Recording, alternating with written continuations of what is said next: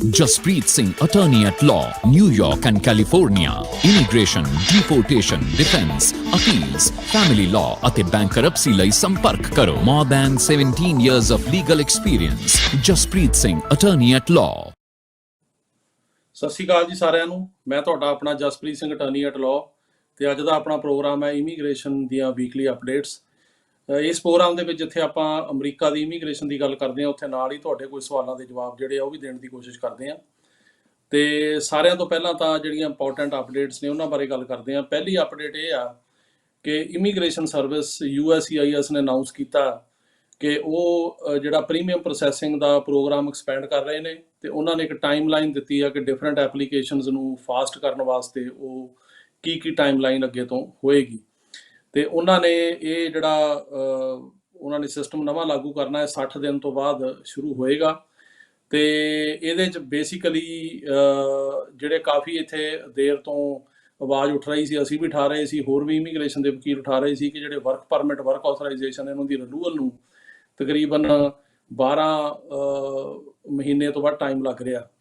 ਅਸੀਂ ਦਸੰਬਰ ਦੇ ਵਿੱਚ ਵੀ, ਇਹ ਸਾਲ ਜਨਵਰੀ ਦੇ ਵਿੱਚ ਵੀ, ਤੇ ਉਸ ਤੋਂ ਪਹਿਲਾਂ ਵੀ ਵਾਸ਼ਿੰਗਟਨ DC ਜਾ ਕੇ ਜਿਹੜੇ US ਸੈਨੇਟਰ ਨੇ, ਖਾਸ ਕਰਕੇ ਜਿਹੜੇ ਇਮੀਗ੍ਰੇਸ਼ਨ ਨਾਲ ਡੀਲ ਕਰਦੇ ਨੇ, ਕੈਲੀਫੋਰਨੀਆ ਤੋਂ ਸੈਨੇਟਰ ਐਲੈਕਸ ਪਡੀਆ ਤੇ ਬੌਬ ਮਨੈਂਡਸ, ਉਹਨਾਂ ਨੂੰ ਮਿਲੇ।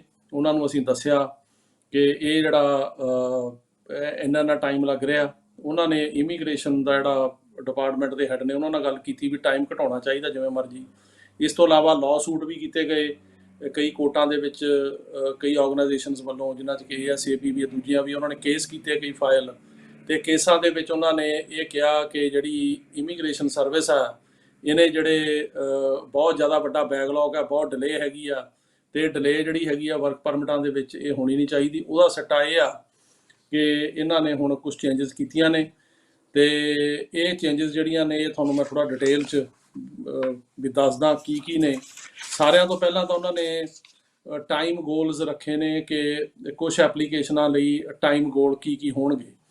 ਉਹ 'ਚ ਉਹਨਾਂ ਨੇ ਕਿਹਾ ਵੀ ਜਿਹੜੀ I-129 ਐਪਲੀਕੇਸ਼ਨ ਹੈਗੀ ਆ, ਇਹਦੇ 'ਚ ਪ੍ਰੀਮੀਅਮ ਪ੍ਰੋਸੈਸਿੰਗ ਹੋਏਗੀ ਤੇ I-140 ਦੇ ਵਿੱਚ ਵੀ ਪ੍ਰੀਮੀਅਮ ਪ੍ਰੋਸੈਸਿੰਗ ਹੋਏਗੀ ਤੇ 2 ਹਫ਼ਤੇ ਦੇ ਵਿੱਚ ਪ੍ਰੀਮੀਅਮ ਪ੍ਰੋਸੈਸਿੰਗ ਦੇ ਵਿੱਚ ਇਹਦਾ ਜਿਹੜਾ ਹੈਗਾ ਡਿਸੀਜਨ ਦਿੱਤਾ ਜਾਏਗਾ। ਦੂਜੀ ਹੈਗੀ ਆ I-129 ਦੇ ਵਿੱਚ ਜਿਹੜੀ ਨਾਨ ਪ੍ਰੀਮੀਅਮ ਪ੍ਰੋਸੈਸਿੰਗ ਆ, ਤੇ ਉਹ 2 ਮਹੀਨੇ ਦਾ ਜਿਹੜਾ ਹੈਗਾ ਉਹ ਟਾਈਮ ਲੱਗੇਗਾ। ਉਹ ਵੀ ਟਾਈਮ ਘਟਾਤਾ ਉਹਨਾਂ ਨੇ, ਅੱਗੇ ਅੱਜ ਕੱਲ੍ਹ 6 ਤੋਂ 8 ਮਹੀਨੇ ਲੱਗ ਰਹੇ ਸੀ। ਇਸ ਤੋਂ ਬਾਅਦ ਉਹਨਾਂ ਨੇ ਕਿਹਾ ਕਿ ਜਿਹੜੇ ਵਰਕ ਪਰਮਿਟ ਨੇ ਤੇ ਐਡਵਾਂਸ ਪਰੋਲ ਆ ਤੇ ਜਿਹੜੇ ਵੀਜ਼ਾ ਐਕਸਟੈਂਸ਼ਨਸ ਵਗੈਰਾ ਹੁੰਦੇ ਨੇ, ਉਹਨਾਂ ਦੇ ਵਿੱਚ ਉਹਨਾਂ ਨੇ ਕਿਹਾ ਕਿ 3 ਮਹੀਨੇ ਦਾ ਟਾਈਮ ਲੱਗੇਗਾ। I-765 work permit, advance parole I-131, I-539 ਤੇ I-824, ਇਹਨਾਂ ਦੀ ਜਿਹੜੀ ਐਡਜੂਡੀਕੇਸ਼ਨ ਹੈਗੀ ਆ ਉਹ 3 ਮਹੀਨੇ ਦੇ ਵਿੱਚ ਹੋਏਗੀ। ਉਦੋਂ ਬਾਅਦ ਇਹ ਕਿਹਾ ਵੀ ਕਈਆਂ ਦੀ 6 ਮਹੀਨੇ 'ਚ ਹੋਏਗੀ, ਜਿਨ੍ਹਾਂ ਨੂੰ ਕਿ ਅੱਜ ਕੱਲ੍ਹ ਸਾਲ ਲੱਗ ਰਿਹਾ। ਇਹਨਾਂ ਸਭ ਤੋਂ ਇੰਪੋਰਟੈਂਟ N-400 ਇਹ ਸਿਟੀਜ਼ਨਸ਼ਿਪ ਹੈ ਕਿ ਜਦੋਂ US ਸਿਟੀਜ਼ਨ ਜਿਹੜਾ ਲਈ ਆਪਾਂ ਅਪਲਾਈ ਕਰਦੇ ਹਾਂ, N-600 ਹੁੰਦੀ ਆ, ਜਿਹੜੇ ਉਹਨਾਂ ਦੇ ਬੱਚੇ ਨੇ ਛੋਟੇ, ਉਹਨਾਂ ਲਈ ਅਪਲਾਈ ਕਰਦੇ ਆ ਸਿਟੀਜ਼ਨਸ਼ਿਪ ਲੈਣ ਲਈ। ਤੇ I-485 ਹੈ ਗ੍ਰੀਨ ਕਾਰਡ ਦੀ ਜਿਹੜੀ ਐਪਲੀਕੇਸ਼ਨ ਹੁੰਦੀ ਆ। ਤੇ I-140 ਨਾਨ ਪ੍ਰੀਮੀਅਮ ਹੈ। I-130 ਆ ਕਿ ਜਦੋਂ ਕੋਈ ਵਿਆਹ ਦਾ ਕੇਸ ਜਾਂ ਆਪਾਂ ਇਮੀਡੀਏਟ ਰਿਲੇਟਿਵ ਲਈ ਅਪਲਾਈ ਕਰਦੇ ਆ, ਕੋਈ ਆਪਣੇ ਮਾਂ-ਬਾਪ ਦਾ ਕਰਦੇ ਆ। ਤੇ ਉਦੋਂ ਬਾਅਦ ਫਿਆਂਸੇ ਵੀਜ਼ਾ I-129F, I-290B ਅਪੀਲ ਹੁੰਦੀ ਆ। I-360 ਪਟੀਸ਼ਨ ਹੁੰਦੀ ਆ ਜਿਹੜੀ ਕਿ ਪ੍ਰੀਸਟ ਦੇ ਕੇਸਾਂ ਦੇ ਵਿੱਚ ਕੀਤੀ ਜਾਂਦੀ ਆ, ਜਾਂ ਕਈ ਜਿਹੜੇ ਗਾਰਡੀਅਨਸ਼ਿਪ ਦੇ ਕੇਸ ਨੇ ਉਹਨਾਂ ਦੇ ਵਿੱਚ ਕੀਤੀ ਜਾਂਦੀ ਆ। ਵਾਹਵਾ ਦੇ ਕੇਸਾਂ ਦੇ ਵਿੱਚ ਜਿਹੜਾ ਬੈਟਰਡ ਸਪਾਊਸ, ਉਹ 'ਚ ਵੀ I-360 ਕੀਤੀ ਜਾਂਦੀ ਆ। I-102, ਫਿਰ ਉਦੋਂ ਬਾਅਦ I-526, 600A, I-730 salary relative petition ਆ, I-90 ਦੇ ਗ੍ਰੀਨ ਕਾਰਡ ਦੀ ਰਿਨੂਅਲ ਆ। ਇਹਨਾਂ ਦੇ ਵਿੱਚ 6 ਮਹੀਨੇ ਦਾ ਟਾਈਮ ਕਰਤਾ, ਜੋ ਕਿ ਹੁਣ ਅੱਜ ਕੱਲ੍ਹ ਸਾਲ ਤੋਂ ਉੱਤੇ ਲੱਗ ਰਿਹਾ। ਉਹ ਟਾਈਮ ਹੁਣ ਘਟ ਕੇ ਅੱਧਾ ਲੱਗੇਗਾ। ਹੁਣ ਸਿਟੀਜ਼ਨਸ਼ਿਪ ਦੇ ਕੇਸਾਂ ਦੇ ਵਿੱਚ I-130 ਜਿਹੜੇ ਇਮੀਡੀਏਟ ਰਿਲੇਟਿਵ ਪਟੀਸ਼ਨ ਹੈਗੀ, ਜਿਹੜੇ ਕਿ ਵਿਆਹ ਦੇ ਕੇਸਾਂ ਵਿੱਚ ਜਾਂ ਆਪਣੇ ਪੇਰੈਂਟਸ ਦਾ ਲੋਕ ਅਪਲਾਈ ਕਰਦੇ ਆ, ਜਾਂ ਜਿਹੜਾ 485 ਗ੍ਰੀਨ ਕਾਰਡ ਦਾ ਅਪਲਾਈ ਕਰਦੇ ਆ, ਉਹਨੂੰ ਸਾਲ ਤੋਂ ਉੱਤੇ ਲੱਗ ਰਿਹਾ। ਕਈਆਂ ਤਾਂ 1.5 2 ਸਾਲ ਵੀ ਲੱਗ ਰਹੇ ਆ। ਲੇਕਿਨ ਉਹ ਇਹਨਾਂ ਨੇ ਕਿਹਾ ਵੀ ਹੁਣ ਅੱਗੇ ਤੋਂ ਸਾਡਾ ਨਿਸ਼ਾਨਾ ਹੋਏਗਾ ਵੀ ਇਹ ਅਸੀਂ 6 ਮਹੀਨੇ 'ਚ ਕਰਾਂਗੇ। ਜਿਹੜੇ ਵਰਕ ਆਥੋਰਾਈਜੇਸ਼ਨ ਹੈਗੇ ਆ ਉਹ 'ਚ ਅਸੀਂ ਤੇ ਐਡਵਾਂਸ ਪਰੋਲ ਵਗੈਰਾ ਉਹ 3 ਮਹੀਨੇ 'ਚ ਕਰਾਂਗੇ। ਤੇ ਇਹ ਇਹਨਾਂ ਨੇ ਜਿਹੜਾ ਹੈਗੀ ਆ ਆਪਣੇ ਗੋਲ ਰੱਖੇ ਨੇ ਵੀ ਇਹ ਅਸੀਂ ਲਾਗੂ, ਇਹ ਪਾਲਿਸੀ ਜਿਹੜੀ ਆ ਉਹ ਕਰਨ ਜਾ ਰਹੇ ਆ। ਹੁਣ ਇਹਦੇ ਨਾਲ ਤੁਹਾਨੂੰ ਮੈਂ ਥੋੜ੍ਹਾ ਜਿਹਾ ਜਾਣਕਾਰੀ ਦੇ ਦਾਂ ਕਿ ਜਿਹੜੀ ਪ੍ਰੀਮੀਅਮ ਪ੍ਰੋਸੈਸਿੰਗ ਹੈਗੀ ਆ ਉਹ ਦਾ ਮਤਲਬ ਕਿਸ ਤਰ੍ਹਾਂ ਹੋਏਗਾ ਤੇ ਕਿਹੜੇ ਕੇਸਾਂ ਦੇ ਵਿੱਚ ਉਹ ਲਾਗੂ ਹੋਣ ਜਾ ਰਹੀ ਆ। ਤੇ ਇਹਦੇ ਵਿੱਚ ਜਿਹੜੀ ਸਭ ਤੋਂ ਇੰਪੋਰਟੈਂਟ ਆ ਉਹ ਹੈਗੀ ਆ ਜੀ ਵਰਕ ਪਰਮਿਟ ਰਿਨੂਅਲ। ਵਰਕ ਪਰਮਿਟ ਰਿਨੂਅਲ ਦੇ ਵਿੱਚ ਤੁਸੀਂ ਪ੍ਰੀਮੀਅਮ ਪ੍ਰੋਸੈਸਿੰਗ ਜਿਹੜੀ ਆ ਉਹ ਕਰ ਸਕਦੇ ਹੋ। ਤੇ ਇਹਦੇ ਵਿੱਚ ਜਿਹੜੀ ਫੀਸ ਹੋਏਗੀ ਉਹ ਹੋਏਗੀ $1500। ਜੇ ਤੁਸੀਂ ਜਦੋਂ ਵਰਕ ਪਰਮਿਟ ਰਿਨਿਊ ਕਰਾਉਣਾ ਉਹਦੇ 'ਚ $1500 ਉਹਨਾਂ ਨੂੰ ਐਕਸਟਰਾ ਦਿੰਦੇ ਹੋ ਤਾਂ 30 ਦਿਨ ਦੇ ਅੰਦਰ ਅੰਦਰ ਉਹ ਵਰਕ ਪਰਮਿਟ ਤੇ ਡਿਸੀਜਨ ਦੇਣਗੇ ਉਹਨੂੰ ਰਿਨਿਊ ਕਰਨ ਤੇ। ਜੇ ਤੁਸੀਂ 1500 ਐਕਸਟਰਾ ਨਹੀਂ ਦਿੰਦੇ ਤਾਂ ਉਹਦਾ ਜਿਹੜਾ ਟਾਈਮ ਹੈਗਾ ਉਹ ਹੁਣ ਅੱਗੇ ਤੋਂ ਜਿਵੇਂ ਸਾਲ ਤੋਂ ਘਟਾ ਕੇ ਉਹਨਾਂ ਨੇ 3 ਮਹੀਨੇ ਕਰ ਦਿੱਤਾ। ਦੂਜੀ ਜਿਹੜੀ ਇੰਪੋਰਟੈਂਟ ਹੈਗੀ ਆ ਪ੍ਰੀਮੀਅਮ ਪ੍ਰੋਸੈਸਿੰਗ ਦਾ ਉਹ ਹੈਗਾ I-539 ਫਾਰਮ। ਇਹਦੇ ਵਾਸਤੇ ਅਸੀਂ ਚੇਂਜ ਆਫ ਸਟੇਟਸ ਕਰਦੇ ਹਾਂ, ਜਾਂ ਅਸੀਂ ਜਿਵੇਂ ਵਿਜ਼ਟਰ ਵੀਜ਼ਾ ਕਿਸੇ ਨੇ ਐਕਸਟੈਂਡ ਕਰਾਉਣਾ ਆਪਣਾ, ਜਾਂ ਕਿਸੇ ਨੇ ਵਿਜ਼ਟਰ ਵੀਜ਼ਾ ਤੋਂ ਸਟੂਡੈਂਟ ਵੀਜ਼ਾ ਜਿਹੜਾ ਚੇਂਜ ਕਰਾਉਣਾ, ਜਾਂ J1 ਕਰਾਉਣਾ, J2M ਵੀਜ਼ਾ। ਇਹ ਸਾਰੇ ਜਿਹੜੇ ਵੀਜ਼ੇ ਨੇ ਇਹ I-539 ਫਾਰਮ ਤੇ ਹੁੰਦੇ ਨੇ। ਇਹਦੀ ਜਿਹੜੀ ਟਾਈਮ ਫਰੇਮ ਆ ਉਹ 30 ਦਿਨ ਕਰ ਦਿੱਤਾ ਗਿਆ ਹੈ ਵੀ। ਤੇ ਇਹਦੀ ਜਿਹੜੀ ਪ੍ਰੀਮੀਅਮ ਜਿਹੜੀ ਹੈਗੀ ਪ੍ਰੋਸੈਸਿੰਗ ਦੀ ਐਕਸਟਰਾ ਜਿਹੜੀ ਆ ਉਹ ਫੀਸ ਲੱਗੇਗੀ। ਦੂਸਰੀ ਜਿਹੜੀ ਇਹਦੀ ਫੀਸ ਲੱਗੇਗੀ ਜੀ 1750। ਸੋ ਜਿਹੜੇ I-539 ਫਾਰਮ ਤੇ ਜੋ ਵੀ ਐਪਲੀਕੇਸ਼ਨਾਂ ਆਉਣਗੀਆਂ ਉਹ ਐਕਸਟਰਾ ਤੁਸੀਂ $1750 ਦੇ ਕੇ ਤੇ 30 ਦਿਨ ਦੇ ਅੰਦਰ ਉਹਦਾ ਫੈਸਲਾ ਹੋਏਗਾ। ਅਗਲਾ ਫਾਰਮ ਹੈ ਜੀ I-140। I-140 ਯੂਜ਼ ਕੀਤਾ ਜਾਂਦਾ EB1 ਇਮੀਗ੍ਰੈਂਟ ਕਲਾਸੀਫਿਕੇਸ਼ਨ ਲਈ ਜਾਂ EB2 ਕੈਟੇਗਰੀ ਲਈ। ਤੇ ਇਹਦੀ ਜਿਹੜੀ ਫੀਸ ਹੋਏਗੀ ਉਹ ਹੋਏਗੀ $2500 ਐਕਸਟਰਾ ਤੇ ਇਹ 45 ਦਿਨ ਦੇ ਵਿੱਚ ਫੈਸਲਾ ਹੋਏਗਾ। ਸੋ I-140 ਦਾ 45 ਦਿਨ 'ਚ, I-539 ਦਾ ਜਿਹੜਾ ਹੈਗਾ 30 ਦਿਨ 'ਚ, ਤੇ I-765 ਦਾ ਵੀ 30 ਦਿਨ 'ਚ। I-765 ਜਿਹੜਾ ਵਰਕ ਪਰਮਿਟ ਆ ਇਹਦੇ ਵਾਸਤੇ ਐਕਸਟਰਾ ਫੀਸ ਹੋਏਗੀ $1500। ਜਿਹੜਾ I-539 ਹੈ ਜਿਹੜਾ ਕਿ ਚੇਂਜ ਆਫ ਸਟੇਟਸ ਹੁੰਦਾ, ਆਪਾਂ ਵਿਜ਼ਟਰ ਵੀਜ਼ਾ ਕਿਸੇ ਦਾ ਐਂਟਰੀ ਐਕਸਟੈਂਡ ਕਰਨੀ ਹੈ ਜਾਂ ਸਟੂਡੈਂਟ 'ਚ ਕਨਵਰਟ ਕਰਨਾ, ਇਹ ਹੋਏਗਾ 1750। ਤੇ I-140 ਜਿਹਦਾ ਕਿ ਇੰਪਲੋਇਮੈਂਟ ਦੇ ਕੇਸਾਂ ਨਾਲ ਸੰਬੰਧ ਆ ਉਹ ਹੋਏਗਾ 2500। ਤੇ ਇਹਨਾਂ ਦੀ ਜਿਹੜੀ ਐਡਜੂਡੀਕੇਸ਼ਨ ਹੈਗੀ ਆ ਉਹ ਇਸ ਟਾਈਮ ਫਰੇਮ ਦੇ ਵਿੱਚ ਹੋਏਗੀ। I-140 45 ਦਿਨ, I-539 30 ਦਿਨ ਤੇ I-765 ਵਰਕ ਪਰਮਿਟ 30 ਦਿਨ। ਤੇ ਇਹਦਾ ਮਤਲਬ ਇਹ ਹੈਗਾ ਕਿ ਇਹ ਜਿਹੜੀ ਕੇਸ ਨੇ ਜੇ ਕਿਸੇ ਨੇ ਜਲਦੀ ਫੈਸਲਾ ਕਰਾਉਣਾ ਤਾਂ ਉਹ ਐਕਸਟਰਾ ਪ੍ਰੀਮੀਅਮ ਪ੍ਰੋਸੈਸਿੰਗ ਦੀ ਫੀਸ ਦੇ ਕੇ ਤੇ ਉਹ ਕਰਾ ਸਕੇਗਾ। ਤੇ ਜਿਹੜੇ I-129 ਦੀ ਜਿਹੜੀ ਪ੍ਰੋਸੈਸਿੰਗ ਹੈਗੀ ਆ ਪ੍ਰੀਮੀਅਮ ਪ੍ਰੋਸੈਸਿੰਗ ਉਹ ਤੇ ਹੁਣ ਵੀ ਹੁੰਦੀ ਆ I-129 ਤੇ ਲੇਕਿਨ ਜਿਹੜੀ ਇਹਨਾਂ ਨੇ ਹੁਣ ਕਰਤਾ ਵੀ 2 ਹਫ਼ਤੇ ਦੇ ਵਿੱਚ ਡਿਸੀਜਨ ਉਹ ਮਿਲੇਗਾ I-129 ਤੇ I-140 ਨੂੰ ਜੇ ਪ੍ਰੀਮੀਅਮ ਪ੍ਰੋਸੈਸਿੰਗ ਕਰਦੇ ਹੋ। ਇਹ ਜਿਹੜੀ I-129 ਦੀ ਆਲਰੇਡੀ ਪ੍ਰੀਮੀਅਮ ਪ੍ਰੋਸੈਸਿੰਗ ਅੰਡਰ ਚੱਲ ਰਿਹਾ, ਹੁਣ ਵੀ ਜਦੋਂ ਅਸੀਂ ਫਾਈਲ ਕਰਦੇ ਹਾਂ ਪ੍ਰੀਮੀਅਮ ਪ੍ਰੋਸੈਸਿੰਗ ਦੇ ਅੰਡਰ ਹੀ ਕਰਦੇ ਹਾਂ। ਜਿਹੜਾ ਵਿਦਆਊਟ ਪ੍ਰੀਮੀਅਮ ਪ੍ਰੋਸੈਸਿੰਗ ਇਹਨਾਂ ਨੇ ਕਿਹਾ ਕਿ I-129 ਜਿਹੜਾ ਫਾਰਮ ਹੈ ਇਹਦੇ 2 ਮਹੀਨੇ ਲੱਗਣਗੇ। ਤੇ ਜਿਹੜੇ ਵਰਕ ਪਰਮਿਟ ਨੇ, ਰਿਨੂਅਲਸ ਤੇ ਐਡਵਾਂਸ ਪਰੋਲ ਜਿਹੜੀ ਹੁੰਦੀ ਪਰਮਿਸ਼ਨ ਜਾਣ ਦੀ, ਜਾਂ A24 ਜਿਹੜੇ ਫਾਰਮ ਨੇ ਇਹਨਾਂ ਤੇ ਵਿਦਆਊਟ ਪ੍ਰੀਮੀਅਮ ਪ੍ਰੋਸੈਸਿੰਗ 3 ਮਹੀਨੇ ਲੱਗਣਗੇ। ਸੋ ਜੇ ਤੁਸੀਂ ਨਹੀਂ ਪ੍ਰੀਮੀਅਮ ਪ੍ਰੋਸੈਸਿੰਗ ਕਰਾਉਣੀ ਤਾਂ ਵੀ ਇਮੀਗ੍ਰੇਸ਼ਨ ਕਹਿ ਰਹੀ ਆ ਕਿ ਅਸੀਂ ਵਰਕ ਆਥੋਰਾਈਜੇਸ਼ਨ ਜਿਹੜੀ ਰਿਨੂਅਲ ਵਗੈਰਾ ਜਾਂ ਨੀਚੇ ਲਾਓ 3 ਮਹੀਨੇ ਦੇ ਅੰਦਰ ਫੈਸਲਾ ਕਰਾਂਗੇ। ਜੇ ਤੁਸੀਂ ਪ੍ਰੀਮੀਅਮ ਪ੍ਰੋਸੈਸਿੰਗ ਦੇ ਅੰਡਰ 1500 ਐਕਸਟਰਾ ਦੇਣਾ ਆ ਤਾਂ ਉਹਦਾ ਫੈਸਲਾ ਜਿਹੜਾ ਹੈਗਾ ਉਹ 30 ਦਿਨ ਦੇ ਅੰਦਰ ਅੰਦਰ ਹੋਏਗਾ। ਤੇ ਇਹ ਜਿਹੜਾ ਇਹਨਾਂ ਨੇ ਇਹ ਨੀਤੀ ਜਿਹੜੀ ਹੈ ਲਾਗੂ ਹੋਏਗੀ ਤੇ ਇਹਨੂੰ ਅਜੇ ਲਾਗੂ ਹੋਣ ਨੂੰ ਟਾਈਮ ਲੱਗੇਗਾ। ਇਹ ਨਹੀਂ ਆ ਵੀ ਇੱਕਦਮ ਹੀ ਹੋ ਜਾਣੀ ਆ। ਸੋ ਇਹਨੂੰ ਅਪ ਟੂ 2 ਮਹੀਨੇ ਲੱਗ ਸਕਦੇ ਆ ਤੇ ਇਹਦੇ ਨਾਲ ਕਾਫੀ ਜਿਹੜੀ ਹੈਗੀ ਆ ਉਹ ਰਿਲੀਫ ਮਿਲੇਗੀ। ਇਹ ਸਭ ਤੋਂ ਇੰਪੋਰਟੈਂਟ ਖਬਰ ਜਿਹੜੀ ਆ ਉਹ ਇਸ ਵੀਕ ਦੀ ਇਹ ਆ। ਦੂਜੀ ਜਿਹੜੀ ਇੰਪੋਰਟੈਂਟ ਖਬਰ ਹੈਗੀ ਆ ਇਸ ਹਫਤੇ ਦੀ ਉਹ ਇਹ ਆ ਕਿ ਵੀਜ਼ਾ ਬੁਲੇਟਿਨ ਜਿਹੜਾ ਆ ਗਿਆ April ਦਾ, ਤੇ ਇਹਦੇ ਵਿੱਚ ਕੈਟਾਗਰੀਜ਼ ਕੁਝ ਮੂਵ ਹੋਈਆਂ ਨੇ ਪਰ ਜ਼ਿਆਦਾ ਮੂਵ ਨਹੀਂ ਹੋਈਆਂ, ਥੋੜੀਆਂ ਮੂਵ ਹੋਈਆਂ। ਸੋ ਇਹਦੇ ਵਿੱਚ ਜਿਹੜੀ F4 ਕੈਟਾਗਰੀ ਆ ਉੱਥੇ ਚੱਲ ਰਿਹਾ ਜੀ 15 ਸਤੰਬਰ 2005, F3 ਚੱਲ ਰਿਹਾ 22 ਨਵੰਬਰ 2008, F2B ਚੱਲ ਰਿਹਾ 22 ਸਤੰਬਰ 2015, F2A ਕਰੰਟ ਆ ਤੇ F1 ਚੱਲ ਰਿਹਾ ਜੀ 1 ਦਸੰਬਰ 2014। ਸੋ ਜਿਹੜੀ ਭਰਾ ਭੈਣ ਦੀ ਕੈਟਾਗਰੀ F4 ਆ ਇਹਦੇ ਵਿੱਚ ਅਜੇ ਵੀ 15 ਸਤੰਬਰ 2005 ਹੀ ਚੱਲ ਰਿਹਾ, ਪਰ ਥੋੜੀ ਜਿਹੀ ਮੂਵਮੈਂਟ ਸਾਨੂੰ ਸੁਣਨ ਚ ਆਇਆ ਹੋਈ ਆ। ਸਾਡੇ ਆਫਿਸ ਦੀਆਂ ਵੀ ਕੁਝ ਇੰਟਰਵਿਊਜ਼ ਹੋਈਆਂ ਨੇ। 2005 ਸਤੰਬਰ ਦਾ ਮਤਲਬ ਇਹ ਨਹੀਂ ਕਿ ਉਹ ਸਤੰਬਰ ਵਾਲਿਆਂ ਦੀ ਇੰਟਰਵਿਊ ਕਰ ਰਹੇ ਆ, ਫਰਵਰੀ ਮਾਰਚ ਜਿਹੜੇ 2005 ਵਾਲੇ ਆ ਉਹਨਾਂ ਦੀ ਇੰਟਰਵਿਊਜ਼ ਵੀ ਹੋ ਰਹੀਆਂ ਨੇ। ਤੇ ਹੁਣ ਥੋੜਾ ਜਿਹਾ ਪ੍ਰੋਸੈਸ ਜਿਵੇਂ ਅੱਗੇ ਰੁਕਿਆ ਸੀ ਉਹ ਸ਼ੁਰੂ ਹੋਇਆ। ਜਿਹੜੇ US ਸਿਟੀਜ਼ਨ ਮੈਰਿਡ ਬੱਚਿਆਂ ਦਾ ਕਰਦੇ ਆ ਉੱਥੇ ਚੱਲ ਰਿਹਾ 22 ਨਵੰਬਰ 2008, F2B ਆ ਜਿਹੜੇ ਕਿ ਅਨਮੈਰਿਡ ਬੱਚੇ ਨੇ ਓਵਰ 21 ਗ੍ਰੀਨ ਕਾਰਡ ਹੋਲਡਰ ਦੇ 22 ਸਤੰਬਰ 2015, F2A ਗ੍ਰੀਨ ਕਾਰਡ ਹੋਲਡਰ ਦੇ ਹਸਬੈਂਡ ਵਾਈਫ ਤੇ ਛੋਟੇ ਬੱਚੇ ਕਰੰਟ ਆ, ਤੇ F1 ਆ ਜਿਹੜੇ ਸਿਟੀਜ਼ਨ ਦੇ ਅਨਮੈਰਿਡ ਬੱਚੇ। ਜਿਹੜੀਆਂ ਹੁਣ ਡਾਕੂਮੈਂਟਸ ਮੰਗ ਰਹੇ ਨੇ ਡੇਟਾਂ ਤੇ, F4 ਕੈਟਾਗਰੀ 'ਚ ਮੰਗ ਰਿਹਾ ਜੀ 22 ਫਰਵਰੀ 2006, F3 'ਚ ਮੰਗ ਰਿਹਾ 22 ਅਗਸਤ 2009, F2B 'ਚ ਮੰਗ ਰਿਹਾ 22 ਸਤੰਬਰ 2016, F2A ਕਰੰਟ ਆ, ਤੇ F1 'ਚ ਮੰਗ ਰਿਹਾ ਜੀ 15 ਮਈ 2016। ਸੋ ਇਹਨਾਂ ਜਿਹੜੀਆਂ ਹੈਗੀਆਂ ਡੇਟਾਂ ਤੇ ਜਿਹੜੇ ਡਾਕੂਮੈਂਟੇਸ਼ਨ ਮੰਗੀ ਜਾ ਰਹੀ ਆ। ਸਾਡੇ ਕਈ ਕਲਾਇੰਟਸ ਜਿਨ੍ਹਾਂ ਨੇ ਕਿ ਜਨਵਰੀ ਤੇ ਫਰਵਰੀ 2006 ਦੀ ਪ੍ਰਾਇਓਰਟੀ ਡੇਟ F4 ਦੀ ਹੈਗੀ ਭਰਾ ਭੈਣ ਦੀ, ਉਹਨਾਂ ਨੂੰ ਚਿੱਠੀਆਂ ਆਉਣੀਆਂ, ਵੈਲਕਮ ਲੈਟਰ ਸ਼ੁਰੂ ਹੋ ਗਈਆਂ ਨੇ। ਸੋ ਇਹ ਚੰਗੀ ਗੱਲ ਆ ਕਿ ਥੋੜਾ ਜਿਹਾ ਤੇਜ਼ ਹੋਇਆ, ਪਰ ਅਜੇ ਇੰਨਾ ਤੇਜ਼ ਨਹੀਂ ਹੋਇਆ ਜਿੰਨਾ ਹੋਣਾ ਚਾਹੀਦਾ। ਤੇ ਸਾਨੂੰ ਵੈਸੇ ਆਸ ਹੈਗੀ ਆ, ਕਿਉਂਕਿ ਜਿਸ ਤਰ੍ਹਾਂ ਹੁਣ ਇਮੀਗ੍ਰੇਸ਼ਨ ਨੇ ਹੋਰਾਂ ਜਿਹੜੀਆਂ ਐਪਲੀਕੇਸ਼ਨਾਂ ਦੇ ਵਿੱਚ ਤੇਜ਼ੀ ਫੜੀ ਆ, ਤੇ ਸਾਡੀਆਂ ਫੋਲੋਅਪ ਮੀਟਿੰਗਸ April ਦੇ ਵਿੱਚ ਵੀ ਹੋਣੀਆਂ। ਇੱਕ ਵਾਸ਼ਿੰਗਟਨ DC ਮੀਟਿੰਗ ਹੋਣੀ ਆ, ਇੱਕ ਜਿਹੜੀਆਂ ਇੱਥੇ ਮੀਟਿੰਗ ਹੋਣੀ ਹੈਗੀ ਆ ਲਾਸ ਐਂਜਲਸ, ਤੇ ਉਹਦੇ ਵਿੱਚ ਵੀ ਤੁਹਾਨੂੰ ਅਸੀਂ ਜਾਣਕਾਰੀ ਦੇਵਾਂਗੇ ਕਿ ਇਹ ਕੀ ਇਹਦੇ ਵਿੱਚ ਅੱਗੇ ਕਿੰਨਾ ਕੁ ਤੇਜ਼ ਹੁੰਦਾ। ਪਰ ਅੱਗੇ ਨਾਲੋਂ ਥੋੜੀ ਤੇਜ਼ੀ ਆਈ ਆ, ਪਰ ਘੱਟ ਆ, ਥੋੜੀ ਜਿਹੀ ਹੋਰ ਜ਼ਿਆਦਾ ਤੇਜ਼ ਜਿਹੜੀ ਆ ਇਹ ਪ੍ਰੋਸੈਸਿੰਗ ਹੋਣੀ ਚਾਹੀਦੀ ਆ। ਤੇ ਜਿਹੜੀ ਡਿਲੇ ਸੀ ਇਹਦੇ ਬਾਰੇ ਵੀ ਇੱਕ ਜਿਹੜਾ ਆਇਆ ਆਰਟੀਕਲ ਵੀ ਇਹ ਕਿਉਂ ਹੋਈ ਸੀ, ਇਹਦੇ ਪਿੱਛੇ ਉਹ ਕਹਿੰਦੇ ਨੇ ਵੀ ਜ਼ਿੰਮੇਵਾਰ ਆ ਪੁਰਾਣੀ ਸਰਕਾਰ, ਕਿ ਪਿਛਲੀ ਸਰਕਾਰ ਜਿਹੜੀ ਸੀਗੀ ਅਮਰੀਕਾ ਦੀ, ਉਹਨਾਂ ਨੇ ਇਹ ਡਿਲੇ ਕੀਤੀ। ਇਹਨਾਂ ਨੇ ਵਰਕ ਪਰਮਿਟ ਜਿਹੜੀ ਰਿਨਿਊਅਲ ਆ ਉਹਨੂੰ ਸਾਲ ਦਾ ਟਾਈਮ ਕਰਤਾ, ਤੇ ਬਾਕੀ ਹੋਰ ਸਾਰੀਆਂ ਪਟੀਸ਼ਨਾਂ ਦਾ ਵੀ ਸਾਲ, 1.5 ਸਾਲ, 2 ਸਾਲ ਦਾ ਕਰਤਾ।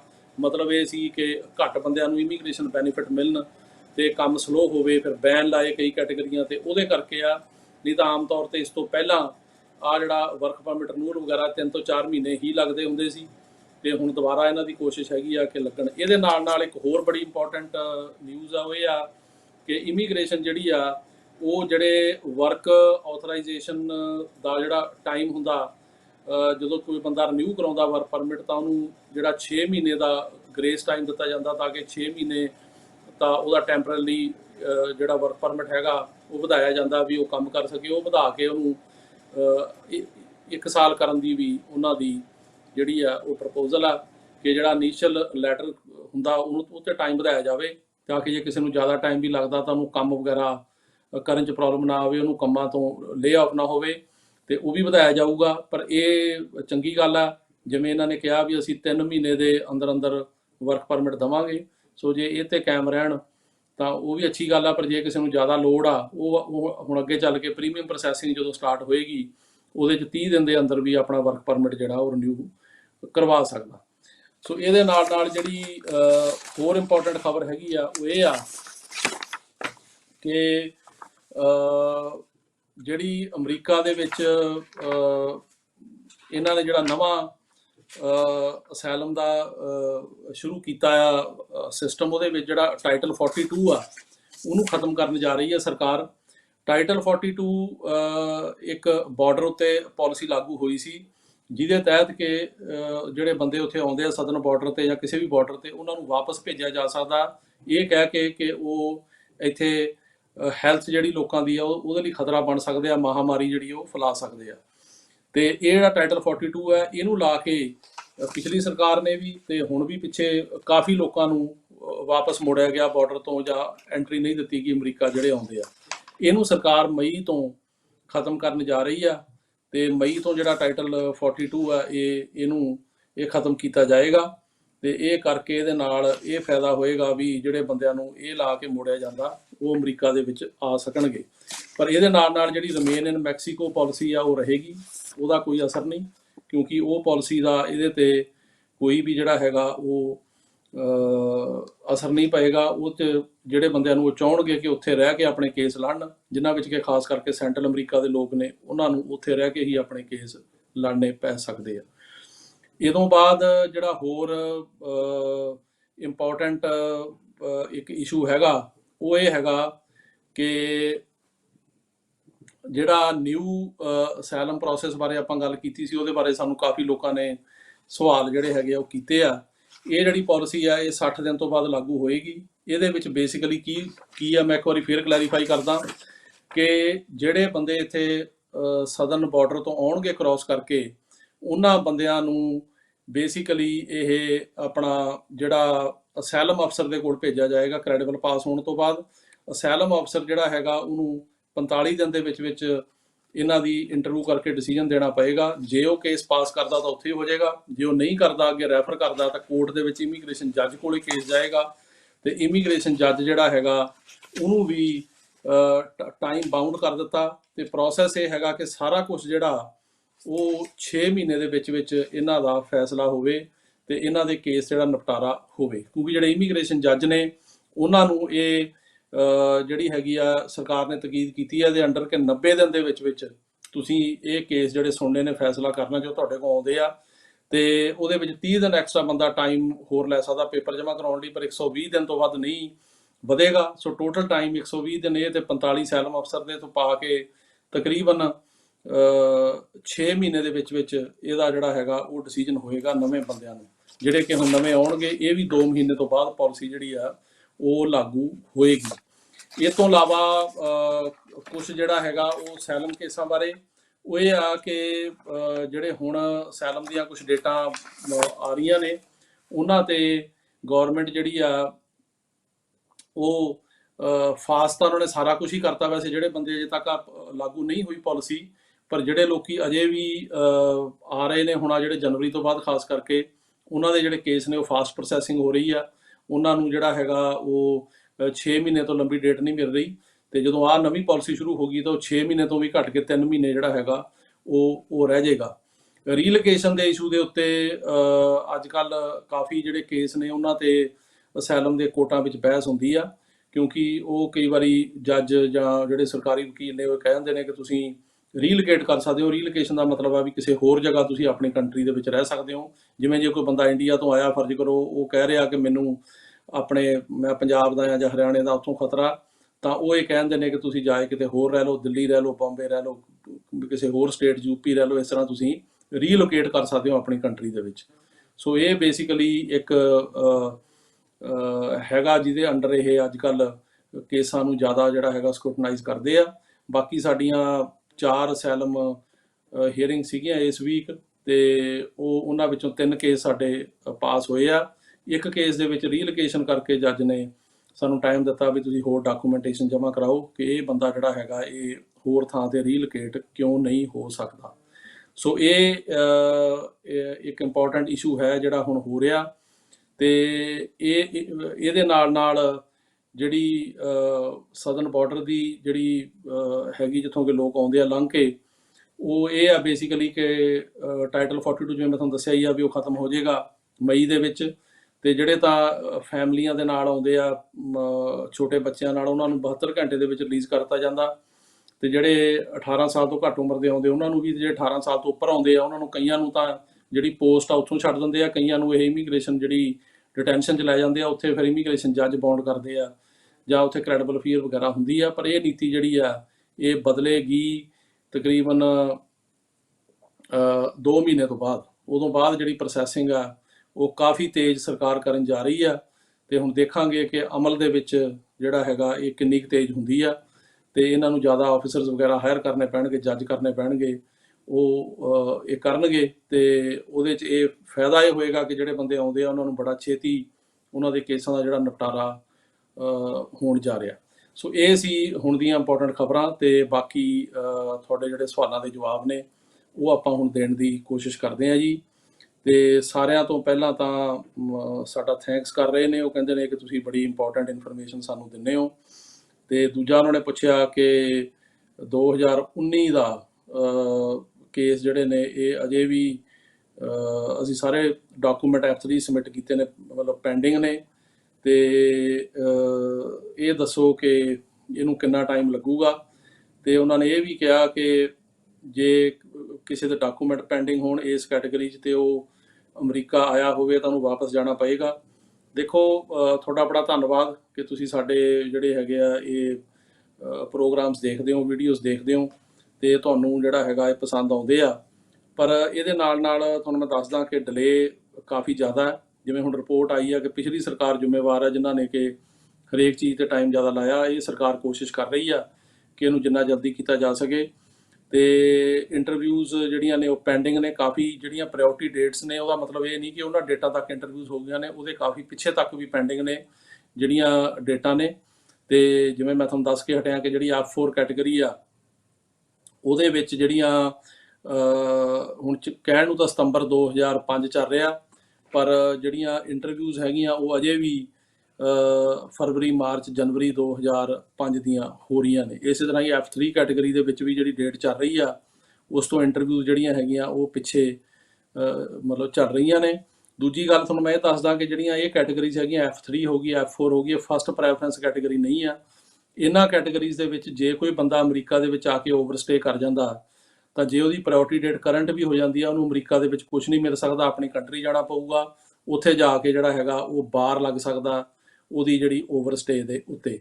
ਸੋ ਜਿਹੜੀਆਂ ਕੈਟਾਗਰੀਆਂ ਦੇ ਵਿੱਚ ਬੰਦਾ ਇੱਥੇ ਵਿਜ਼ਟਰ ਵੀਜ਼ੇ ਤੇ ਕੋਈ ਵੀ ਆਉਂਦਾ ਤੇ ਜੇ ਓਵਰਸਟੇ ਕਰਕੇ ਐਡਜਸਟ ਕਰ ਸਕਦਾ, ਉਹ ਜਾਂ ਤਾਂ US ਸਿਟੀਜ਼ਨ ਦੇ ਨਾਲ ਵਿਆਹ ਕੋਈ ਬੰਦਾ ਕਰਾਵੇ ਉਹ, ਜਾਂ ਜੇ ਕਿਸੇ ਦਾ ਬੱਚਾ ਸਿਟੀਜ਼ਨ ਹੋਵੇ 21 ਸਾਲ ਤੋਂ ਉੱਪਰ ਹੋਵੇ ਉਹ ਆਪਣੇ ਪੇਰੈਂਟ ਦਾ ਅਪਲਾਈ ਕਰੇ। ਇਹਨਾਂ ਕੈਟਾਗਰੀਜ਼ ਦੇ ਵਿੱਚ ਤਾਂ ਇੱਥੇ ਮਿਲ ਸਕਦਾ, ਪਰ ਜਿਹੜੀਆਂ ਬਾਕੀ ਕੈਟਾਗਰੀਆਂ ਨੇ, ਚਾਹੇ ਭਰਾ ਭੈਣ ਦੀ ਕੈਟਾਗਰੀ ਆ, ਚਾਹੇ ਉਹ ਸਿਟੀਜ਼ਨ ਦੇ ਮੈਰਿਡ ਬੱਚਿਆਂ ਦੀ ਕੈਟਾਗਰੀ ਆ, ਚਾਹੇ ਸਿਟੀਜ਼ਨ ਦੇ ਅਨਮੈਰਿਡ ਬੱਚੇ ਦੀ ਕੈਟਾਗਰੀ ਆ, ਜਿੰਨੀਆਂ ਇਹ ਕੈਟਾਗਰੀਆਂ ਨੇ ਇਹਨਾਂ ਦੇ ਵਿੱਚ ਜੇ ਤੁਹਾਡਾ ਕੇਸ ਲੱਗਿਆ ਹੋਇਆ, ਤੁਸੀਂ ਕਿਸੇ ਤਰੀਕੇ ਨਾਲ ਅਮਰੀਕਾ ਵਿਜ਼ਟਰ ਵੀਜ਼ੇ ਜਾਂ ਕਿਸ ਤਰ੍ਹਾਂ ਸਟੱਡੀ ਤੇ ਆ ਗਏ ਤੇ ਜੇ ਤੁਸੀਂ ਓਵਰਸਟੇ ਕਰ ਗਏ ਇੱਥੇ ਆਪਣੇ ਵੀਜ਼ੇ ਤੋਂ ਜ਼ਿਆਦਾ ਟਾਈਮ ਨਾਲ ਰਹਿ ਗਏ, ਤਾਂ ਤੁਹਾਨੂੰ ਇੱਥੇ ਇਹਨਾਂ ਕੈਟਾਗਰੀਆਂ ਦੇ ਵਿੱਚ ਕੁਝ ਨਹੀਂ ਮਿਲੇਗਾ, ਆਪਣੀ ਕੰਟਰੀ ਵਾਪਸ ਜਾਣਾ ਪਏਗਾ, ਉੱਥੇ ਵੀ ਬਾਰ ਲੱਗ ਸਕਦਾ। ਅਗਲਾ ਸਵਾਲ ਹੈ ਜੀ ਕਿ ਉਹ ਇਹ ਕਹਿੰਦੇ ਨੇ ਕਿ ਮੇਰਾ ਅਸਾਈਲਮ ਕੇਸ ਪੈਂਡਿੰਗ ਆ ਮਾਰਚ 16 ਤੋਂ, ਤੇ ਸਾਡੇ ਬੱਚੇ ਇੱਥੇ US ਸਿਟੀਜ਼ਨ ਨੇ, ਅਸੀਂ ਐਡਜਸਟਮੈਂਟ ਆਫ ਸਟੇਟਸ ਅਜੇ ਕਰ ਸਕਦੇ ਹਾਂ? ਅਜੇ ਨਹੀਂ ਕਰ ਸਕਦੇ ਜੀ। ਜੇ ਤੁਹਾਡਾ ਕੋਈ ਬੱਚਾ ਇੱਥੇ ਅਮਰੀਕਾ 'ਚ ਬੌਰਨ ਆ ਤਾਂ 21 ਸਾਲ ਦੀ ਉਮਰ ਤੋਂ ਬਾਅਦ ਬੱਚਾ ਤੁਹਾਡਾ ਅਪਲਾਈ ਕਰ ਸਕਦਾ, ਉਹ ਵੀ ਤਾਂ ਜੇ ਤੁਹਾਡੀ ਲੀਗਲ ਐਂਟਰੀ ਹੋਵੇ, ਤੁਸੀਂ ਇੱਥੇ ਵੀਜ਼ਾ ਲੈ ਕੇ ਆਏ ਹੋ। ਜੇ ਤੁਸੀਂ ਤੁਹਾਡੀ ਐਂਟਰੀ ਬਾਰਡਰ ਰਾਹੀਂ ਆ, ਇਲੀਗਲ ਆ, ਐਂਟਰੀ ਵਿਦਆਊਟ ਇਨਸਪੈਕਸ਼ਨ ਜਿਹਨੂੰ ਕਹਿ ਲਓ, ਤਾਂ ਬੱਚਾ ਤੁਹਾਡਾ ਅਪਲਾਈ ਨਹੀਂ ਕਰ ਸਕਦਾ। ਪਰ ਜੇ ਤੁਹਾਡੀ ਲੀਗਲ ਐਂਟਰੀ ਆ ਤਾਂ ਬੱਚੇ ਦੀ ਉਮਰ 21 ਸਾਲ ਤੋਂ ਉੱਪਰ ਹੋਣੀ ਚਾਹੀਦੀ ਆ ਜਿਹੜਾ US ਸਿਟੀਜ਼ਨ ਆ। ਅਗਲਾ ਸਵਾਲ ਹੈ ਜੀ ਕਿ ਇਹ ਦੱਸੋ ਕਿ 2004 ਦੇ ਵਿੱਚ ਸਾਡਾ ਨਵੰਬਰ ਦੀ ਸਾਡੀ ਪ੍ਰਾਇਓਰਟੀ ਡੇਟ ਆ ਤੇ ਅਪਰੂਵਲ ਡਾਕੂਮੈਂਟ ਸਾਡੇ 19 ਦੇ ਹੋਏ ਆ ਤੇ ਇੰਟਰਵਿਊ ਕਦੋਂ ਆਊਗੀ? ਇੰਟਰਵਿਊ ਹੁਣ ਸ਼ੁਰੂ ਹੋ ਗਈਆਂ ਜੀ ਆਉਣੀਆਂ, ਤੇ ਤੁਸੀਂ ਉਹਨਾਂ ਨਾਲ ਕੰਟੈਕਟ ਕਰੋ, ਆਉਣੀ ਚਾਹੀਦੀ ਆ, ਕਿਉਂਕਿ ਅੱਜ ਕੱਲ੍ਹ ਕਾਫੀ ਇੰਟਰਵਿਊਜ਼ ਕਈ ਡੇਟਾਂ ਤੇ ਇਹ ਦੇ ਰਹੇ ਨੇ, ਜਿਵੇਂ ਪਿੱਛੇ ਬੰਦ ਸੀ ਤੇ ਹੁਣ ਸ਼ੁਰੂ ਹੋ ਗਿਆ ਦੁਬਾਰਾ। ਅਗਲਾ ਸਵਾਲ ਹੈ ਜੀ, ਤੇ ਉਹ ਇਹ ਕਹਿ ਰਹੇ ਆ ਕਿ ਸਾਨੂੰ ਇਹ ਦੱਸੋ ਜੀ ਕਿ ਗ੍ਰੀਨ ਕਾਰਡ ਹੋਲਡਰ ਕੋਈ ਹੋਵੇ ਤੇ ਉਹਨੇ ਪਟੀਸ਼ਨ ਕੀਤੀ ਹੋਵੇ ਹਸਬੈਂਡ ਲਈ ਅਗਸਤ 2020 ਦੀ, ਤੇ ਅਜੇ ਤੱਕ ਉਹਦੀ ਕੋਈ ਐਕਸਪੀਡਾਈਟ ਹੋ ਸਕਦੀ ਹੈ ਜੇ ਕੁਝ ਨਹੀਂ ਆਇਆ। ਦੇਖੋ ਇਸ ਤਰ੍ਹਾਂ ਕਿ ਜਿਹੜੇ ਗ੍ਰੀਨ ਕਾਰਡ ਹੋਲਡਰ ਅਪਲਾਈ ਕਰਦੇ ਆ ਆਪਣੇ ਹਸਬੈਂਡ ਵਾਈਫ ਲਈ, ਇਹ ਕਹਿਣ ਨੂੰ ਤਾਂ ਫਸਟ ਪ੍ਰੈਫਰੈਂਸ ਹੁਣ ਵਾਂਗੂ ਇਹਦੇ 'ਚ ਕੋਈ ਜਿਹੜੀ ਪ੍ਰਾਇਓਰਟੀ ਡੇਟ ਨਹੀਂ ਆ, ਪਰ ਕਾਫੀ ਜ਼ਿਆਦਾ ਡਿਲੇ ਆ। ਇਹਦੇ ਕਰਕੇ ਜਾਂ ਟਾਈਮ ਫਰੇਮ USCIS ਨੇ ਮਤਲਬ ਕੱਢਿਆ। ਉਹਨਾਂ ਨੇ ਇਹ ਕਿਹਾ ਕਿ ਜਿਹੜਾ ਇਹ ਟਾਈਮ ਫਰੇਮ ਹੈਗਾ, ਅਸੀਂ ਇਹਨਾਂ ਪਟੀਸ਼ਨਸ ਨੂੰ 6 ਮਹੀਨੇ ਦੇ ਵਿੱਚ ਐਡਜੂਡੀਕੇਟ ਕਰਾਂਗੇ, ਕਿਉਂਕਿ ਇਹਨਾਂ ਨੂੰ 1.5-2 ਸਾਲ ਅੱਜ ਕੱਲ੍ਹ ਐਡਜੂਡੀਕੇਸ਼ਨ ਨੂੰ ਹੀ ਲੱਗ ਰਹੇ ਨੇ। ਉਸ ਤੋਂ ਬਾਅਦ ਅੱਗੇ ਜਿਹੜਾ ਟਾਈਮ ਕਾਉਂਸਲ ਪ੍ਰੋਸੈਸਿੰਗ ਦਾ ਉਹ ਵੱਖਰਾ। ਸੋ ਦੇਖਦੇ ਹਾਂ ਕਿ ਇਮੀਗ੍ਰੇਸ਼ਨ ਆ 2 ਮਹੀਨੇ ਤੋਂ ਬਾਅਦ ਕੀ ਚੇਂਜਸ ਇੰਪਲੀਮੈਂਟ ਕਰਦੀ ਹੈ, ਕਿੰਨੀ ਕੁ ਫਾਸਟ ਹੁੰਦੀਆਂ ਨੇ, ਪਰ ਇਹਨੂੰ ਟਾਈਮ ਲੱਗ ਰਿਹਾ। ਅਗਲਾ ਸਵਾਲ ਹੈ ਜੀ ਕਿ ਇੱਕ ਬੰਦਾ ਜੇ ਕੋਈ ਬਾਰਡਰ ਕ੍ਰਾਸ ਕਰਕੇ ਅਮਰੀਕਾ ਦੇ ਵਿੱਚ ਆਵੇ ਤਾਂ ਉਹ ਉੱਥੇ ਕੀ ਸਵਾਲ ਪੁੱਛਦੇ ਨੇ ਤੇ ਕੀ ਐਂਟਰੀ ਮਿਲ ਜਾਂਦੀ ਆ? ਪਹਿਲੀ ਗੱਲ ਤਾਂ ਇਹ ਹੈਗੀ ਆ ਜੀ, ਮੈਂ ਅੱਗੇ ਵੀ ਆਪਣੇ ਵੀਡੀਓ ਦੇ ਵਿੱਚ ਦੱਸਦਾ ਕਿ ਮੈਂ ਇਹ ਤਰੀਕਾ ਰਿਕਮੈਂਡ ਨਹੀਂ ਕਰਦਾ। ਜਿਹੜੇ ਬਾਰਡਰ ਕ੍ਰਾਸ ਕਰਕੇ ਅਮਰੀਕਾ ਦੇ ਵਿੱਚ ਆਉਂਦੇ ਆ, ਇਹ ਤਰੀਕਾ ਗਲਤ ਹੈ, ਗੈਰ ਕਾਨੂੰਨੀ ਆ, ਤੇ ਇਹਦੇ ਵਿੱਚ ਤੁਹਾਡੀ ਆਪਣੀ ਜਾਨ ਨੂੰ ਵੀ ਖਤਰਾ ਹੋ ਸਕਦਾ। ਸੋ ਇਹ ਤਰੀਕੇ ਦੀ ਜਿਹੜੀ ਰეკਮੈਂਡੇਸ਼ਨ ਹੈਗੀ ਆ ਉਹ ਅਸੀਂ ਬਿਲਕੁਲ ਆਪਣੇ ਪ੍ਰੋਗਰਾਮ ਦੇ ਵਿੱਚ ਨਹੀਂ ਕਰਦੇ। ਦੂਸਰਾ ਇਹ ਆ ਕਿ ਜਿਹੜਾ ਤੁਸੀਂ ਕਹਿੰਦੇ ਹੋ ਕਿ ਜਿਹੜਾ ਅਮਰੀਕਾ ਦੇ ਵਿੱਚ ਇੱਥੇ ਆ ਕੇ ਤਾਂ ਪਤਾ ਨਹੀਂ ਐਂਟਰੀ ਮਿਲੂ ਕਿ ਨਾ ਮਿਲੂ। ਦੇਖੋ, ਜਦੋਂ ਤੁਸੀਂ ਬਾਰਡਰ ਕ੍ਰਾਸ ਕਰਕੇ ਆਉਂਦੇ ਹੋ ਇਹਦੇ 'ਚ ਕੋਈ ਗਰੰਟੀ ਨਹੀਂ ਹੁੰਦੀ ਐਂਟਰੀ ਦੀ, ਇਹ ਰਿਸਕ ਆ, ਕਿਉਂਕਿ ਤੁਸੀਂ ਉਹਨਾਂ ਦੇ ਲਾਅ ਨੂੰ ਵਾਇਲੇਟ ਕਰ ਰਹੇ ਹੋ। ਕਿਉਂਕਿ ਲਾਅ ਇਹ ਨਹੀਂ ਹੈਗਾ ਕਿ ਤੁਸੀਂ ਬਾਰਡਰ ਕ੍ਰਾਸ ਕਰਕੇ ਆਓ, ਲਾਅ ਇਹ ਹੈਗਾ ਕਿ ਤੁਸੀਂ ਲੀਗਲ ਤਰੀਕੇ ਨਾਲ ਵਿਜ਼ਟਰ ਵੀਜ਼ਾ ਲੈ ਕੇ ਆਓ ਜਾਂ ਕਿਸੇ ਹੋਰ ਪਟੀਸ਼ਨ ਤੇ ਆਓ। ਤੇ ਜੇ ਤੁਸੀਂ ਆਉਂਦੇ ਆ ਤਾਂ ਉਹਨਾਂ ਦੀ ਮਰਜ਼ੀ ਆ ਉੱਥੇ ਐਂਟਰੀ ਦੇਣ ਜਾਂ ਨਾ ਦੇਣ। ਇਹ ਜਿਹੜੀ ਪਿਛਲੀ ਸਰਕਾਰ ਸੀ ਉਹ ਬੜੀ ਸਖਤ ਸੀ, ਉਹ 'ਚ ਉਹਨਾਂ ਨੇ ਕਿਸੇ ਨੂੰ ਐਂਟਰੀ ਨਹੀਂ ਦਿੱਤੀ। ਪਰ ਜਿਹੜੀ ਹੁਣ ਦੀ ਗੌਰਮੈਂਟ ਆ ਥੋੜ੍ਹੀ ਜਿਹੀ ਨਰਮ ਹੈਗੀ ਆ, ਇਹ ਐਂਟਰੀਆਂ ਦੇ ਰਹੇ ਨੇ। ਤੇ ਇਹਦੇ 'ਚ ਇਹ ਆ ਵੀ ਹੋ ਸਕਦਾ ਵੀ ਐਂਟਰੀ ਤੁਹਾਨੂੰ ਮਿਲੇ, ਹੋ ਸਕਦਾ ਐਂਟਰੀ ਤੁਹਾਨੂੰ ਨਾ ਮਿਲੇ, ਇਹ 'ਚ ਕੁਝ ਨਹੀਂ ਕਹਿ ਸਕਦੇ, ਪਰ ਅੱਗੇ ਨਾਲੋਂ ਨਰਮੀ ਜ਼ਰੂਰ ਆ। ਅਗਲਾ ਸਵਾਲ ਹੈ ਜੀ ਕਿ ਗ੍ਰੈਂਡ ਮਦਰ ਨੇ F3 ਕੈਟਾਗਰੀ 'ਚ ਅਪਲਾਈ ਕੀਤਾ 2009 'ਚ, ਤੇ ਦਸੰਬਰ 'ਚ ਮੇਰੀ ਏਜ 20 ਸਾਲ ਦੀ ਹੋ ਗਈ ਆ, ਕੋਈ ਇਸ਼ੂ ਤਾਂ ਨਹੀਂ। ਦੇਖੋ, ਚਾਈਲਡ ਸਟੈਟਸ ਪ੍ਰੋਟੈਕਸ਼ਨ ਐਕਟ ਇਹਨੂੰ ਕਵਰ ਕਰਦਾ। ਜਿਵੇਂ ਮੈਂ ਦੱਸ ਕੇ ਹਟਿਆ ਕਿ ਜਿਹੜੀਆਂ ਪ੍ਰਾਇਓਰਟੀ ਡੇਟਸ ਨੇ ਉਹਦੇ ਮੁਤਾਬਕ ਉੱਥੇ ਹੁਣ ਇਸ ਟਾਈਮ ਇਸ ਕੈਟਾਗਰੀ ਦੇ ਵਿੱਚ 2000 ਅਜੇ 8 ਚੱਲ ਰਿਹਾ। ਤੇ ਹੁਣ ਦੇਖਣ ਵਾਲੀ ਗੱਲ ਇਹ ਆ ਕਿ ਤੁਹਾਡੀ ਵਾਰੀ ਵੈਸੇ ਆਉਣ ਵਾਲੀ ਆ। ਜੇ ਹੁਣ ਇਹ ਥੋੜਾ ਫਾਸਟ ਕਰ ਦੇਣ, ਜਿਵੇਂ ਕਿ ਸਰਕਾਰ ਕਹਿ ਰਹੀ ਹੈ ਕਿ ਅਸੀਂ ਕਰਾਂਗੇ, ਤੇ ਉਹਦੇ 'ਚ ਜੇ ਫਾਸਟ ਹੋ ਜਾਂਦਾ ਤਾਂ 21 ਸਾਲ ਤੋਂ ਤੁਸੀਂ ਅੰਡਰ ਆ ਗਏ ਤਾਂ ਵਧੀਆ। ਜੇ 21 ਤੋਂ ਉੱਪਰ ਵੀ ਹੋ ਗਏ ਤਾਂ ਚਾਈਲਡ ਸਟੈਟਸ ਪ੍ਰੋਟੈਕਸ਼ਨ ਐਕਟ ਕਰੇਗਾ। ਉਹਦੀ ਇੱਕ ਕੈਲਕੂਲੇਸ਼ਨ ਹੁੰਦੀ ਆ, ਉਹਦੇ 'ਚ ਦੇਖਣਾ ਪੈਂਦਾ ਕਿ ਤੁਹਾਡੀ ਪਟੀਸ਼ਨ ਕਦੋਂ ਹੋਈ ਫਾਈਲ, ਉਦੋਂ ਬਾਅਦ ਅਪਰੂਵ ਕਦੋਂ ਹੋਈ। ਜਿਹੜਾ ਉਹ ਫਾਈਲਿੰਗ ਤੇ ਅਪਰੂਵਲ ਦਾ ਟਾਈਮ ਆ ਉਹ ਤੁਹਾਡੀ ਉਮਰ 'ਚੋਂ ਕੱਢਿਆ ਜਾਂਦਾ, ਜਦੋਂ ਤੁਹਾਡੀ ਉਮਰ ਜਿਹੜੀ ਹੈਗੀ ਪ੍ਰਾਇਓਰਟੀ ਡੇਟ ਤੇ ਕੀ ਆ, ਜਦੋਂ ਕਰੰਟ ਹੋ ਗਿਆ। ਤੇ ਜੇ ਉਹ ਉਮਰ 21 ਸਾਲ ਤੋਂ ਘੱਟ ਆ ਫਿਰ ਤੁਸੀਂ ਆ ਸਕੋਗੇ। ਅਗਲਾ ਸਵਾਲ ਹੈ ਜੀ ਕਿ ਇਹ ਦੱਸੋ ਕਿ ਮੈਂ ਨਿਊਜ਼ੀਲੈਂਡ 'ਚ PR ਆ ਤੇ ਅਮਰੀਕਾ ਦੇ ਵਿੱਚ ਇੱਥੇ ਮੈਂ ਆਉਣਾ ਚਾਹੁੰਦਾ, ਤੇ ਕੀ ਮੈਨੂੰ ਵਿਜ਼ਟਰ ਵੀਜ਼ਾ ਮਿਲ ਸਕਦਾ ਜਾਂ ਹੋਰ ਕਿਸੇ ਤਰੀਕੇ ਨਾਲ ਪੱਕਾ ਹੋ ਸਕਦਾ। ਦੇਖੋ, ਇਸ ਤਰ੍ਹਾਂ ਹੈਗਾ ਕਿ ਜੇ ਤੁਸੀਂ ਕਿਸੇ ਵੀ ਕੰਟਰੀ ਦੇ ਵਿੱਚ ਤੁਹਾਨੂੰ PR ਹੈਗੀ ਆ ਤਾਂ ਤੁਸੀਂ ਵਿਜ਼ਟਰ ਵੀਜ਼ੇ ਲਈ ਟਰਾਈ ਕਰ ਸਕਦੇ ਹੋ। ਅੱਗੇ ਉਹਨਾਂ ਦੀ ਮਰਜ਼ੀ ਆ, ਉਹ ਦੇਣ ਜਾਂ ਨਾ ਦੇਣ, ਤੇ ਟਰਾਈ ਕਰ ਸਕਦੇ ਹੋ। ਪਰ ਉਹ ਜੇ ਤੁਹਾਨੂੰ ਮਿਲ ਜਾਂਦਾ ਵਿਜ਼ਟਰ ਵੀਜ਼ਾ ਤਾਂ ਉਹਦੀ ਜਿੰਨੀ ਵੀ ਤੁਹਾਨੂੰ ਇੱਥੇ ਐਂਟਰੀ ਮਿਲੇਗੀ 3 ਮਹੀਨੇ 6 ਮਹੀਨੇ, ਆਮ ਤੌਰ ਤੇ 6 ਮਹੀਨੇ ਐਂਟਰੀ ਮਿਲਦੀ ਹੈ ਵਿਜ਼ਟਰ ਵੀਜ਼ੇ ਦੀ, ਤੇ ਉਹ ਤੁਹਾਨੂੰ ਵਾਪਸ ਮੁੜਨਾ ਪਏਗਾ। ਪਰ ਕਈ ਕੰਟਰੀਆਂ ਨੂੰ ਜਿਨ੍ਹਾਂ ਨੂੰ ਵੀਜ਼ਾ ਵੇਵਰ ਹੁੰਦਾ, ਜਿਹੜੇ ਸਿਟੀਜ਼ਨ ਨੇ ਖਾਸ ਕਰਕੇ ਯੂਰਪੀਅਨ ਕੰਟਰੀਜ਼ ਦੇ ਜਾਂ ਆਸਟ੍ਰੇਲੀਆ ਦੇ, ਕੈਨੇਡਾ ਦੇ, ਸੋ ਜਿਹੜੇ ਉਹਨਾਂ ਨੂੰ ਕਈ ਵਾਰ ਜਿਹੜੀ ਹੁਣ ਜਿਵੇਂ ਇੰਗਲੈਂਡ ਤੋਂ ਆਉਂਦੇ ਆ ਲੋਕੀ ਸਿਟੀਜ਼ਨ ਉੱਥੋਂ ਦੇ, ਉਹਨਾਂ ਨੂੰ 3-3 ਮਹੀਨੇ ਦੀ ਜਿਹੜੀ ਐਂਟਰੀ ਮਿਲਦੀ ਆ, ਤੇ ਉਹਦੇ 'ਚ ਤੁਹਾਨੂੰ ਵਾਪਸ ਜਾਣਾ ਪਏਗਾ। ਲੇਕਿਨ ਇਟਸੈਲਫ ਇੱਥੇ ਆ ਕੇ ਇੱਦਾਂ ਪੱਕੇ ਹੋਣ ਦਾ ਅਮਰੀਕਾ 'ਚ ਕੋਈ ਤਰੀਕਾ ਨਹੀਂ ਕਿ ਤੁਹਾਨੂੰ ਜੇ ਐਂਟਰੀ ਮਿਲੀ ਆ ਤੁਸੀਂ ਪੱਕੇ ਹੋ ਜਾਓਗੇ, ਇਹੋ ਜਿਹੀ ਕੋਈ ਗੱਲ ਨਹੀਂ। ਅਗਲਾ ਸਵਾਲ ਹੈ ਜੀ ਕਿ ਸਾਡਾ ਕੇਸ F3 ਆ, ਅਸੀਂ ਵੀਜ਼ਾ ਫੀਸਾਂ ਪੇ ਕੀਤੀਆਂ ਨੇ, ਡਾਕੂਮੈਂਟਰੀ ਕੁਆਲੀਫਾਈ ਵੀ ਹੋ ਗਏ ਆ। ਇਹ 21 ਅਪ੍ਰੈਲ ਦੇ ਕਦੋਂ ਡੇਟ ਆਏਗੀ?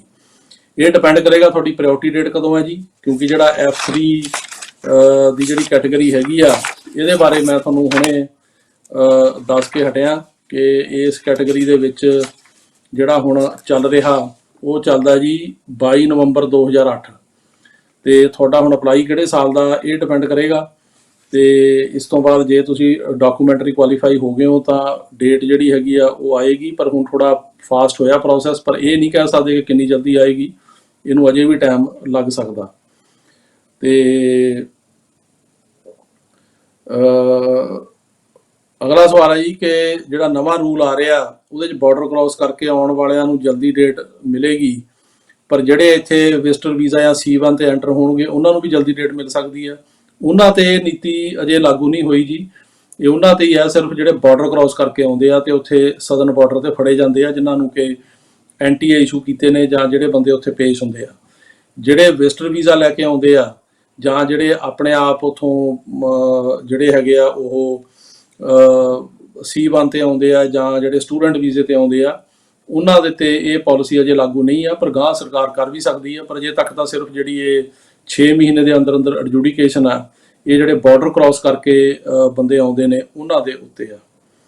ਅਗਲਾ ਸਵਾਲ ਹੈ ਜੀ ਕਿ ਸਾਡਾ ਕੇਸ F3 ਦਾ 2014 'ਚ ਅਪਲਾਈ ਹੋਇਆ ਤੇ ਕਿੰਨਾ ਟਾਈਮ ਲੱਗੇਗਾ? ਅਜੇ ਤਾਂ ਜੀ ਉੱਥੇ 2008 ਚੱਲ ਰਿਹਾ F3 ਕੇਸ ਦੇ ਵਿੱਚ, ਤੇ ਹੁਣ 2008 ਤੋਂ ਤੁਸੀਂ ਦੇਖ ਲਓ ਵੀ ਇਹਨੂੰ ਕਿੰਨਾ ਟਾਈਮ ਲੱਗੇਗਾ। 2008 ਦੀ ਜਿਹੜੀ ਹੈਗੀ ਆ ਇਹ ਐਡਜੂਡੀਕੇਸ਼ਨ ਹੈਗੀ ਆ, ਤੇ ਜਿਹੜੀ ਹੁਣ ਚੱਲ ਰਿਹਾ ਨਵੰਬਰ 2008, F4 ਚੱਲ ਰਿਹਾ ਸਤੰਬਰ 2005, ਤੇ ਇਹਦੇ 'ਚ ਹੁਣ ਤੁਹਾਨੂੰ ਕਾਫੀ ਜ਼ਿਆਦਾ ਟਾਈਮ ਅਜੇ ਲੱਗਣਾ ਚਾਹੀਦਾ ਤੁਹਾਡਾ 2014 ਦਾ, ਤੇ ਅਜੇ ਘੱਟੋ ਘੱਟ 6-7 ਸਾਲ ਅਜੇ ਘੱਟੋ ਘੱਟ ਲੱਗਣਗੇ ਜੇ ਨਾ ਫਾਸਟ ਹੋਇਆ। ਅਗਲਾ ਸਵਾਲ ਹੈ ਜੀ ਕਿ ਇਹ ਦੱਸੋ ਕਿ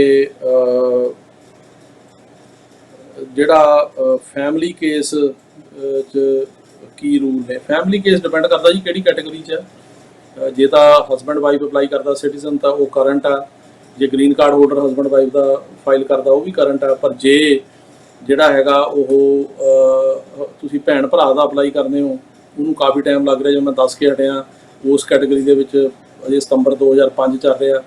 ਜੇ ਕੋਈ ਸਿਟੀਜ਼ਨ ਆਪਣੇ ਬੱਚਿਆਂ ਦਾ ਕਰਦਾ, ਮੈਰਿਡ ਬੱਚਿਆਂ ਦਾ, ਉਹਦੇ 'ਚ 2008 ਚੱਲ ਰਿਹਾ। ਅਨਮੈਰਿਡ ਦਾ ਕਰਦਾ ਉਹ 'ਚ ਦਸੰਬਰ 2014 ਚੱਲ ਰਿਹਾ। ਸੋ ਇਸ ਤਰ੍ਹਾਂ ਅੱਡ ਅੱਡ ਜਿਹੜੀ ਹੈਗੀ ਆ ਉਹ ਟਾਈਮਿੰਗ ਹੈਗੀ ਆ। ਅਗਲਾ ਸਵਾਲ ਹੈ ਜੀ ਕਿ ਸਾਡਾ F3 ਦਾ ਕੇਸ ਹੈ ਕੈਟਾਗਰੀ ਦਾ, ਤੇ ਹੁਣ ਦੱਸੋ ਕਿ ਅਨਮੈਰਿਡ ਦੇ ਵਿੱਚ ਸਾਡੀ ਵਾਰੀ ਆਏਗੀ ਤੇ ਅਸੀਂ 2015 'ਚ ਅਪਲਾਈ ਕੀਤਾ, ਕਿੰਨਾ ਟਾਈਮ ਲੱਗੇਗਾ। ਦੇਖੋ ਜਿਹੜੀ F3 ਕੈਟਾਗਰੀ ਆ ਬੇਸਿਕਲੀ ਇਹ ਕੈਟਾਗਰੀ ਹੈਗੀ US ਸਿਟੀਜ਼ਨ ਦੇ ਮੈਰਿਡ ਬੱਚਿਆਂ ਦੀ। ਸੋ ਜੇ ਮੈਰਿਡ ਬੱਚੇ ਨੇ ਤਾਂ ਉਹਨਾਂ ਦੇ ਅੱਗੇ ਬੱਚੇ ਅਨਮੈਰਿਡ ਹੋਣੇ ਚਾਹੀਦੇ ਆ, ਉਹ ਆ ਸਕਦੇ ਆ। ਤੇ ਇਹਨੂੰ ਤੁਸੀਂ 2015 'ਚ ਜੇ ਅਪਲਾਈ ਕੀਤਾ ਆ ਤੇ ਇਹ ਤਾਂ ਜਿਹੜੀ ਹੈਗੀ ਆ ਅਜੇ 2008 ਚੱਲ ਰਿਹਾ। ਪਰ ਜੇ US ਸਿਟੀਜ਼ਨ ਦਾ ਬੱਚਾ ਅਨਮੈਰਿਡ ਆ, ਜੇ ਉਹ ਮੈਰਿਡ ਨਹੀਂ ਤਾਂ ਉਹਦੀ ਕੈਟਾਗਰੀ F3 ਨਹੀਂ ਹੈਗੀ, ਉਹਦੀ ਕੈਟਾਗਰੀ ਹੋਰ ਆ ਤੇ ਉਹ ਕੈਟਾਗਰੀ ਜ਼ਿਆਦਾ ਫਾਸਟ ਆ। ਤੇ ਇਹ ਸਿਰਫ ਜਿਹੜੀ F3 ਕੈਟਾਗਰੀ ਆ ਇਹ ਮੈਰਿਡ ਬੱਚਿਆਂ ਦੀ ਆ, ਤੇ ਉਹਨਾਂ ਦੇ ਅੱਗੇ ਅਨਮੈਰਿਡ ਬੱਚੇ ਜਿਹੜੇ US ਸਿਟੀਜ਼ਨ ਦੇ ਮੈਰਿਡ ਬੱਚੇ ਨੇ ਤੇ ਮੈਰਿਡ ਬੱਚਿਆਂ ਦੇ ਅੱਗੇ ਜਿਹੜੇ ਬੱਚੇ ਅਨਮੈਰਿਡ ਨੇ ਉਹ 21 ਸਾਲ ਤੋਂ ਘੱਟ ਆ ਸਕਦੇ। ਅਗਲਾ ਸਵਾਲ ਹੈ ਜੀ ਕਿ ਇਹ ਦੱਸੋ ਕਿ ਜਦੋਂ ਮੈਕਸੀਕੋ ਬਾਰਡਰ ਕ੍ਰੋਸ ਕਰਕੇ ਇੱਥੇ ਬੰਦਾ ਆਉਂਦਾ ਤਾਂ ਉਹਦੇ 'ਚ ਉਹਦੇ ਬਿਆਨ ਹੁੰਦੇ ਨੇ ਜਾਂ ਕਿਵੇਂ, ਮਤਲਬ ਕਿੰਨੇ ਕੇਸ ਜਿਹੜੇ ਆ ਉਹ ਪਾਸ ਹੁੰਦੇ ਆ। ਦੇਖੋ ਇਸ ਤਰ੍ਹਾਂ ਹੈਗਾ ਜੀ ਕਿ ਜਦੋਂ ਬੰਦਾ ਇੱਥੇ ਕੋਈ ਵੀ ਬੰਦਾ ਬਾਰਡਰ ਕ੍ਰੋਸ ਕਰਕੇ ਆਉਂਦਾ, ਉਹ ਇਮੀਗ੍ਰੇਸ਼ਨ ਦੀ ਪ੍ਰੋਸੈਸਿੰਗ ਕਰਦੀ ਆ। ਕਈਆਂ ਦੇ ਬਿਆਨ ਹੁੰਦੇ ਆ, ਕਈਆਂ ਦੇ ਨਹੀਂ ਹੁੰਦੇ, ਉਹਨਾਂ ਦੀ ਮਰਜ਼ੀ ਆ।